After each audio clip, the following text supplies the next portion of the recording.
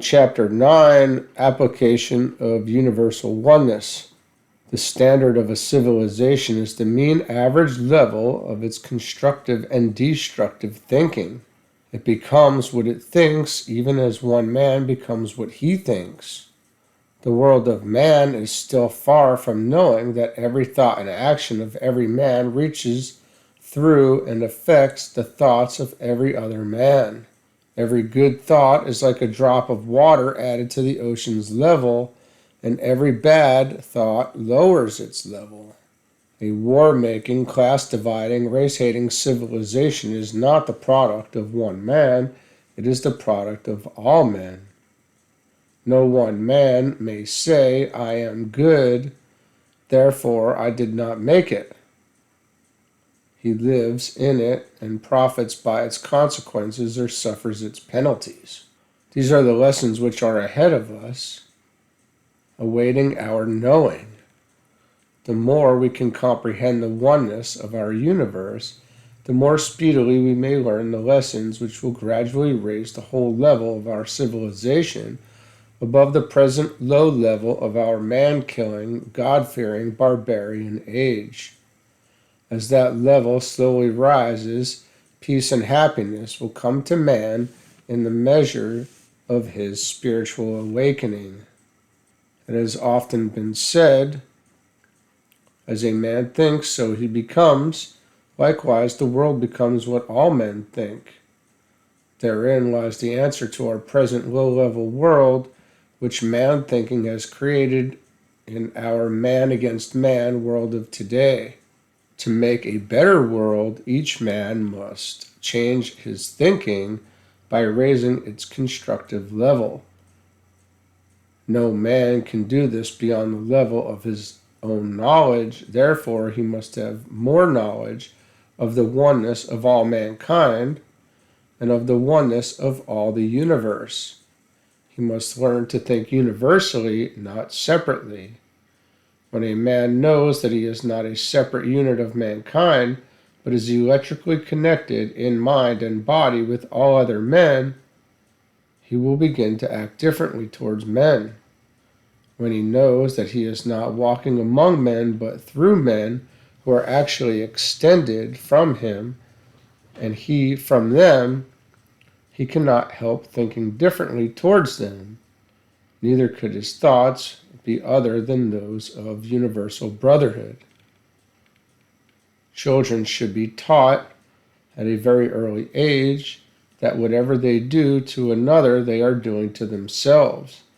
That is the very first principle upon which to found their morality and character. If they are made to know that they hurt themselves when they hurt another physically or by unkind words, and are made to know it as a part of natural law, that knowledge will become habitual with them. As the twig is bent, so is the tree inclined. Hitler said, "Give me a generation of children, and I will give you another world of men who will be like me." The habit of thinking in patterns becomes traditional, then automatic.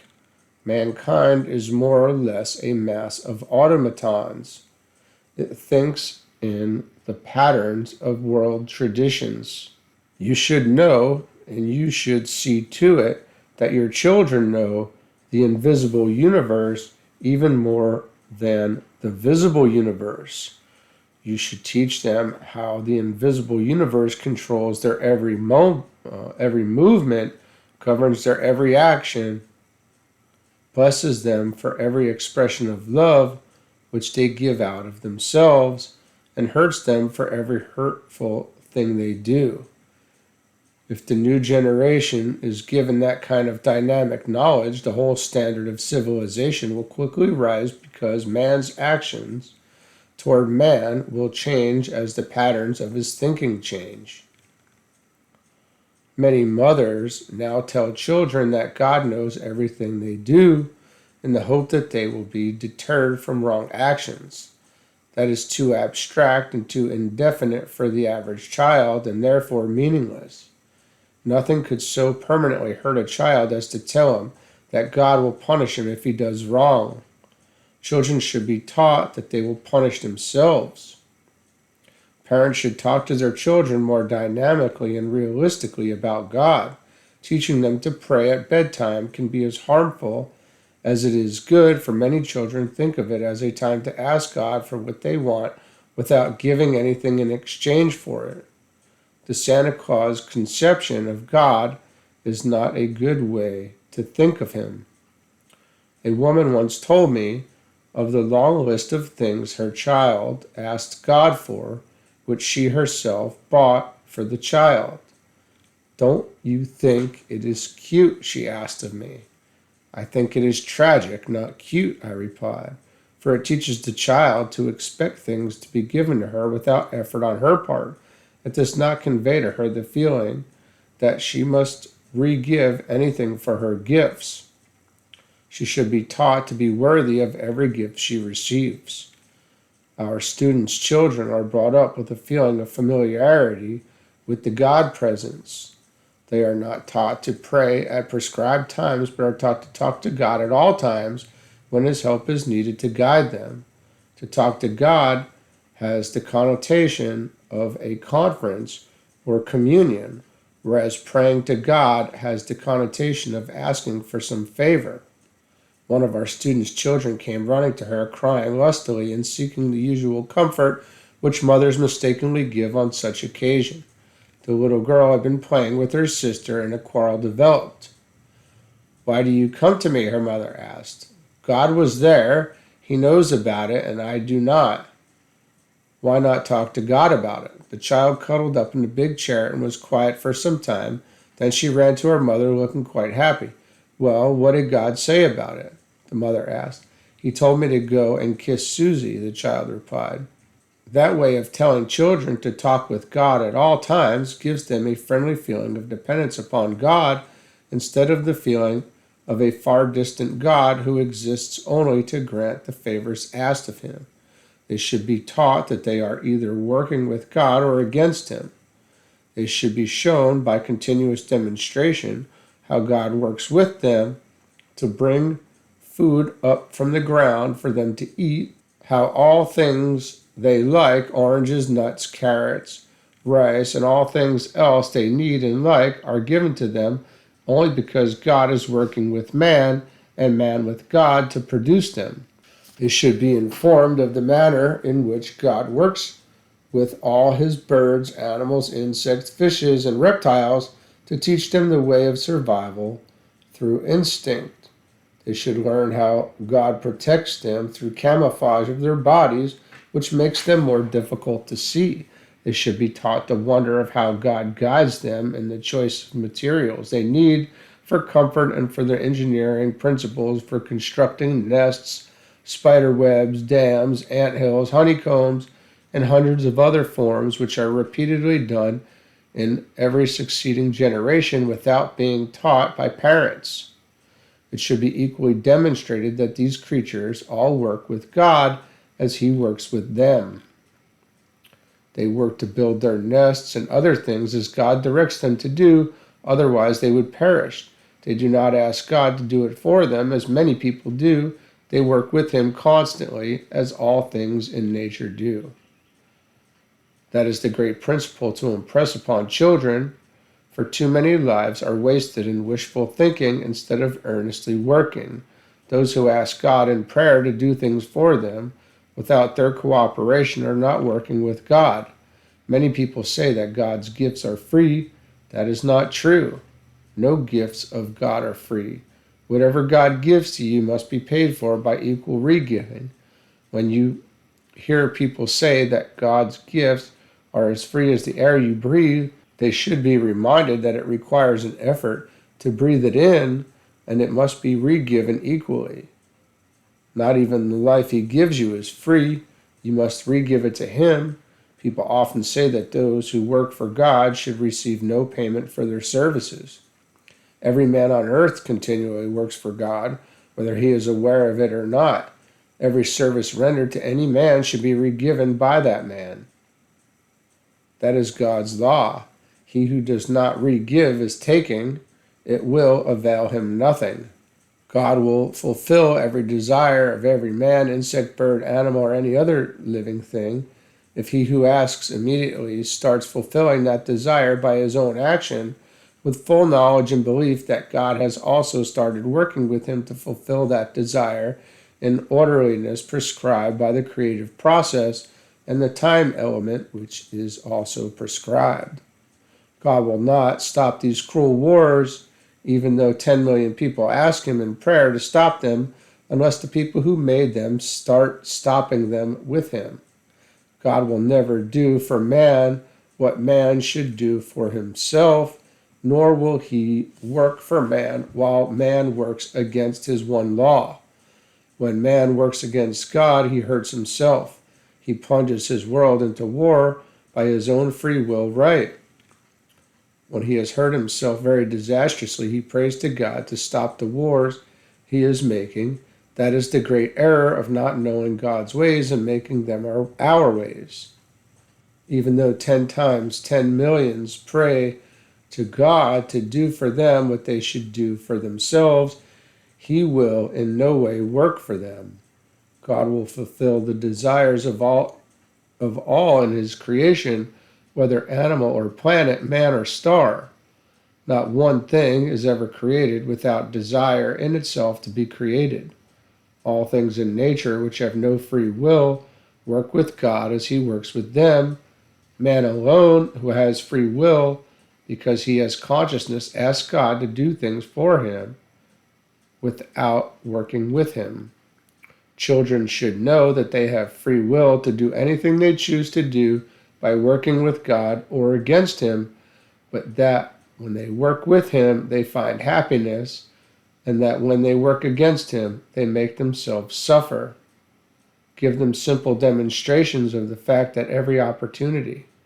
Show them that when they are watering a little plant and caring for its soil, God is making it grow, and that is the way they are working with God by creating a plant with him. Then demonstrate that if they stop watering the plant or caring for its soil, the plant will die. That is working against God. Such demonstrations and teachings to children should be endless and in all walks of life. If there is a great industrial plant in the neighborhood, they should be shown that it grew its enormous size because someone desired it and started working with God to create it. It had been started by one man who had worked hard in a little place before he could employ thousands of men in a big place. Then show them the little sapling which becomes a mighty oak by working with God. The present generation very much lacks creative knowledge and desire for creative expression. It lacks demonstration, such as those indicated in the above paragraph. The trend of modern civilization and its teachings is causing far too many to expect public support as a right instead of the opposite. Also, the glory and love of excelling in work is being lost by far too many who watch clocks with eagerness for closing time instead of regret that they cannot continue to give far more than is expected of them for sheer love of giving. These are the teachings which will make a better civilization because they will make better men. These are the lessons of nature, our only teacher, which are of the greatest import for schools to teach. Instead of that, our schools think that teaching of the greatest import are the dates of battles, the names of characters and events such as who killed Julius Caesar, or the location of countries, cities, or rivers. Any man may be a great inventor, painter, or writer without any such information, but millions of children are bursting with such information who have no creative ability whatsoever, or if they ever have had, it was crushed out by them by brain building instead of mind unfolding.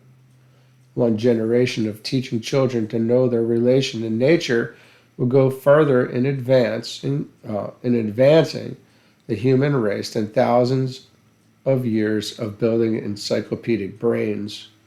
Moreover, every child's schooling should end at not later than 14, preferably 10. After the age of 10, everything taught him should be by way of demonstration. Memory tests should be entirely eliminated beyond the necessity of sufficient repetitions to make mathematical tables and the alphabet automatic. Any educational extension after the maximum age of 14 should be limited to professional training in law, medicine, statesmanship, and the skills of the various arts and sciences. Every day spent in such training beyond the age of 20 may add to information, but at the cost of lessening creative power. The ability to create can be multiplied all of one's life if begun early in life, but if interfered with during youth by formal education processes based upon memory tests, it may be stultified beyond recovery. I do not say this without vast evidence to support it. Practically every genius eliminated schooling from his life before the age of 14. Many pianists and violinists were famous before the age of 20 and well known as geniuses long before that. My husband and I have demonstrated this principle. He was a good painter, musician, composer at 10, at which age he finished his schooling. At the age of 13, he was a church organist.